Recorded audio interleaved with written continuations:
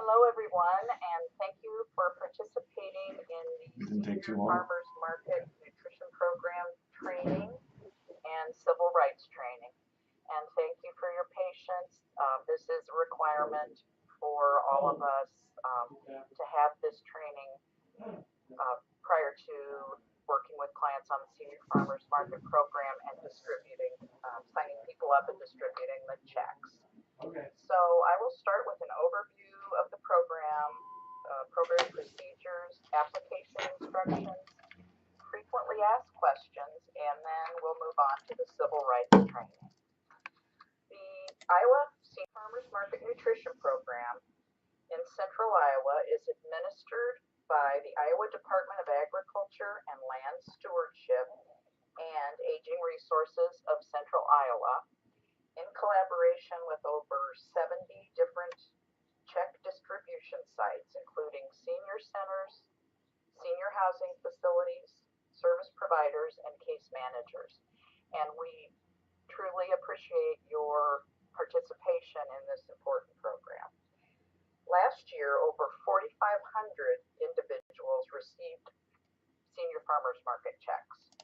The purpose of the program is to provide fresh, nutritious, locally grown fruits, vegetables, honey, and herbs from farmers markets and roadside stands to low-income seniors. How does it work? Each eligible individual receives 10 $3 checks or $30 in benefits. Again, the checks can be used to purchase fruits, vegetables, herbs, and honey. Each person will only receive one set of checks per year, and the checks can be used between June 1st and October 31st. Program eligibility.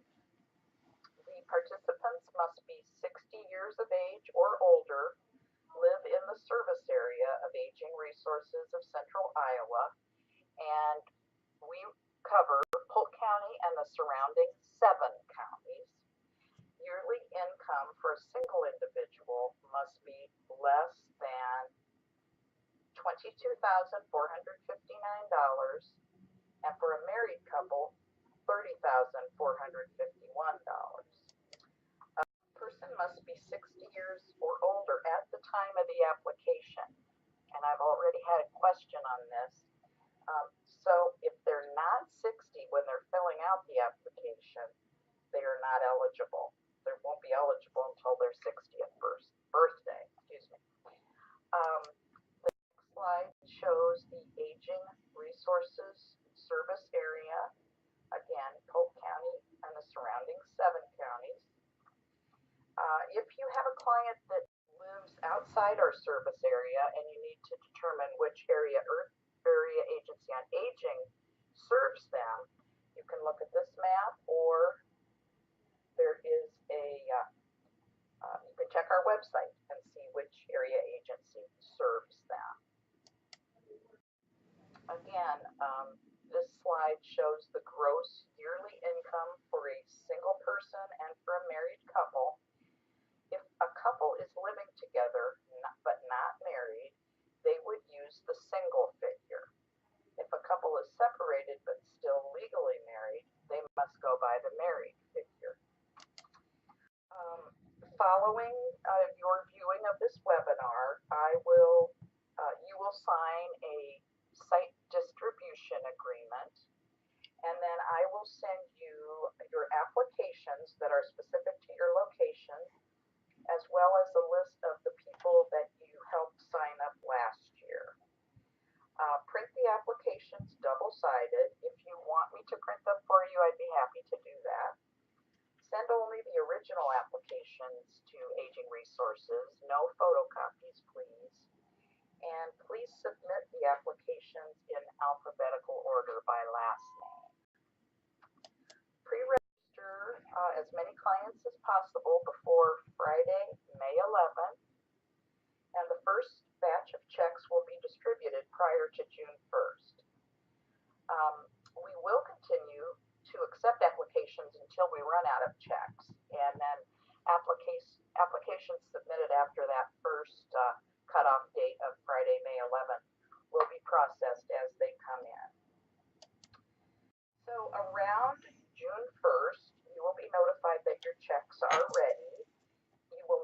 sign a sheet when you receive your batch of checks, and each set of checks comes in a small folder with information about the Senior Farmers Market program on it, and also a list of all of the participating farmers markets in the state as of May 1st. Next slide just shows you a picture of the client packet, and of course couples will receive 2 packets. The signature page on the next slide, you will sign this signature sheet as the person responsible for the checks. And then there will be a label on the checks where the client signs that they have received the checks, and then you affix it to this signature sheet that you have.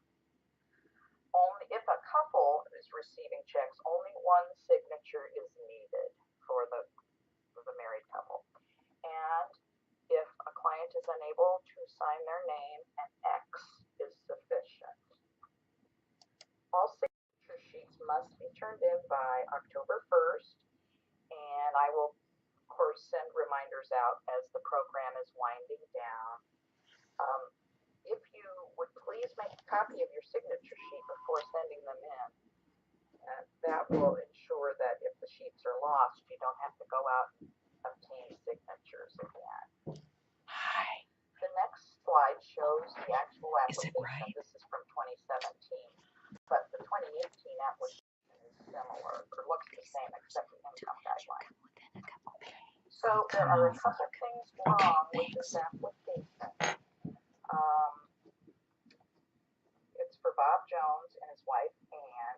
At the top, there's information omitted that the clients are 60 years of age or older, that they live in the service area of aging resources, and the boxes indicating their income are left blank. Bob's date of birth is incorrect, and Bob's complete social security number is there, and we only need the last 4 digits of his social number. If you look down, Ann Jones' phone number is incorrect. The ethnicity and race sections are blank for Ann, and Ann did not sign the application down below. Some more tips on the application. Please print. Sometimes it's very difficult to read people's handwriting. The last 4 digits of the social security number. Select yes or no for ethnicity, and select 1 or more race options, and the phone number is very important. And please make sure the application is signed. Again, an X is sufficient. On the back of the application, the information should be read to the client, or let the client read before signing the application. And then if the client is unable to go to the farmer's market on their own, they may assign a proxy to act on their behalf. The proxy can assist in filling out the farmer's market application as well as receiving and spending checks. And on the back of the application, you see the proxy information, and the proxy must sign and date this, and also be sure to include their relationship to the client. The proxy guidelines. A proxy must be 18 years of age or older, and they only act on behalf of 1 participant. However, if the proxy is related directly to several participants, the proxy may act on behalf of those people that he or she is related to. A facility manager, staff person, case manager may not be a proxy for more than 1 participant unless they are related to the participants. Proxies may pick up and use checks as long as the benefits are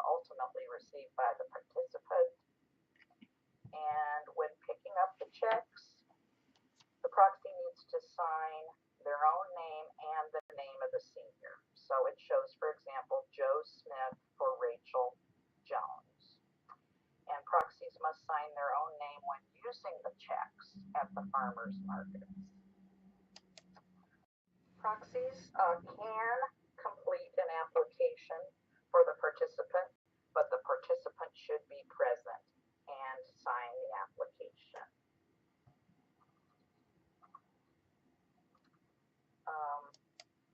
If people designate a proxy, they agree to the following: that the proxy must act on their behalf and may pick up and use checks as long as the benefits are received by the senior, and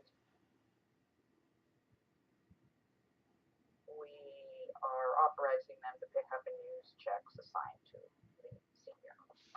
Nutrition education is required, and on your distribution site agreement, you agree to the following: that you have read and understand that the nutritional education information sheet provided by the Iowa Department of Agriculture should be verbally communicated to senior farmers market recipients. Frequently asked questions: my client misplaced their farmers market checks. Can they get a new book? No. Each individual can only receive one book of checks. And so when you're working with clients, just tell them to treat these checks just like money, and let Aging Resources know immediately if checks have been lost or stolen. One of my clients passed away. Can I give their checks to someone else? No. Please return the checks to Aging Resources. My client moved into a nursing facility. What should I do with their checks? Return them to Aging Resources, please. So, return to Aging Resources if client no longer wants the checks, moves to a care center or out of Iowa, you can't get a hold of the client, they're not able to use the checks, or they're in the hospital for an extended period of time. Go ahead and return those checks and just attach a note as to why the checks are being returned. What if my client refuses to fill out all the information on the application? We are unable to provide checks if they are unwilling to provide the information. What if my client is 60 but their spouse is not? Can they both sign up? The individual who is 60 can sign up, but the spouse cannot because they aren't old enough yet. However, their combined income still needs to be less than $30,451 for the client to receive checks. Again, farmers market checks can be used to purchase fresh fruits, vegetables, honey, and fresh cut herbs, but certain foods are not eligible for purchase. Dried fruits or vegetables, such as prunes, raisins, sun-dried tomatoes, or dried chili peppers, potted fruit or vegetable plants, potted or dried herb plants, wild rice, nuts, maple syrup, cider, and molasses are also not allowed.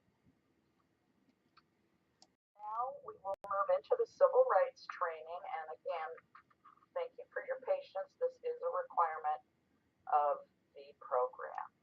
Farmers Market Nutrition Program is administered at the federal level by the Food and Nutrition Service, an agency of the U.S. Department of Agriculture. All state and local agencies must comply with USDA regulations on non-discrimination and the following requirements. Civil rights training requirements include collecting and using data, effective public notification systems, complaint procedures, compliance review techniques, resolution of non-compliance, requirements for reasonable accommodations of persons with disabilities, requirements for language assistance, conflict resolution, and customer service. These are the civil rights authorities. No person can be denied benefits based on race, color, national origin, age, sex, or disability. What is discrimination? It is defined as the act of distinguishing one person or group of persons from others, either intentionally, by neglect, or by the effect of actions or lack of actions based on the protected basis. Racial, ethnic data collection and reporting. Data is used to generate reports required by the federal government. It is gathered for statistical purposes only, and data does not have any bearing on participation in the program. Race refers to people of the same ancestry. Ethnicity refers to the country of birth. Self-identification is the preferred method of obtaining this information about an individual's race and ethnicity. Ethnicity is reported as Hispanic or Latino, or not Hispanic or Latino. Race is reported as white, black, Asian, American Indian, or Alaskan Native, Native Hawaiian, or other Pacific Islander. Serving clients with disabilities. Agencies shall make a reasonable accommodation for the known physical or mental limitation of an otherwise qualified applicant or participant to ensure equal access to the program's benefits, services, and activities. The program shall be operated in a manner that, when viewed in its entirety, is readily accessible to and usable by qualified disabled individuals. If needed, we can arrange for a sign language interpreter upon request for a hearing impaired individual. Serving clients with limited English proficiency.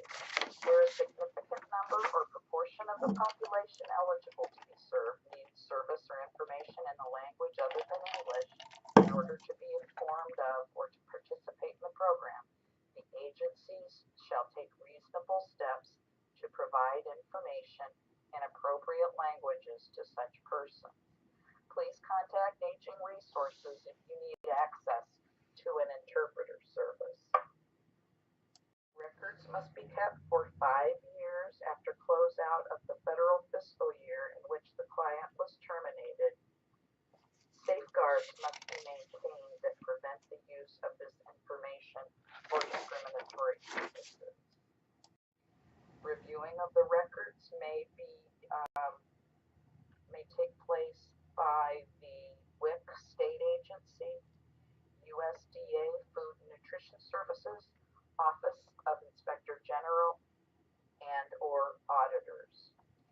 We need to provide public notification for the program using some examples are newspaper articles, radio, television, pamphlets, flyers, grassroots organizations. Basic elements of the public notification: program availability, hours of operation, location of the program, complaint information, how to file a complaint, and non-discrimination statement. All materials must contain the non-discrimination statement that no person will be denied program benefits on the basis of race, color, national origin, age, sex, or disability. The statement must be part of the Senior Farmers Market Nutrition Program certification materials or rights and responsibilities form, must be read to or read by every participant or authorized representative, and must be signed by participants. This slide shows the full non-discrimination statement and then the abbreviated non-discrimination statement. Most of you already have these posters. The non-discrimination poster must be displayed in a prominent place at all sites. So many of you have them at your meal sites or in a lobby or waiting area. And this poster and Justice for All can be downloaded